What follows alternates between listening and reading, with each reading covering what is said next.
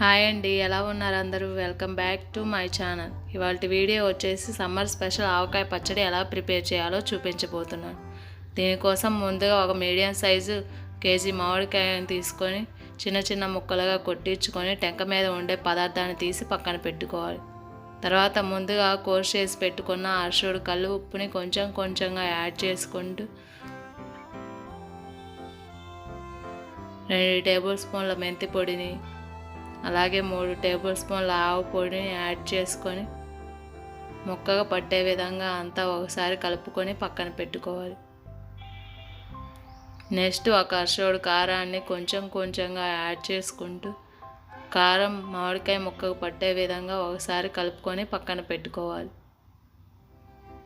తర్వాత ఒక 1/2 కేజీ వేరుశనగ నూనెని యాడ్ చేసుకొని ముందుగా ఒలిచి పెట్టుకున్న ఒక గుప్పెడు వెల్లుల్లి రెబ్బలను యాడ్ చేసుకొని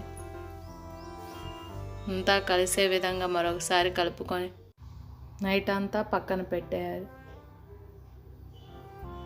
నెక్స్ట్ డే ఆయిల్ అంతా పై భాగంలోకి చేరి కనపడుతున్నప్పుడు గరిటెతో ఒకసారి అంతా కలుపుకొని ఉప్పు కారం సరిపోయిందో లేదో చెక్ చేసుకొని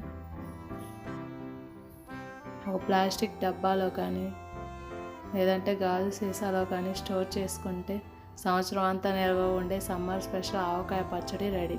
మీకు నా వీడియో నచ్చినట్లయితే లైక్ చేయండి, షేర్ చేయండి, సబ్స్క్రైబ్ చేయండి.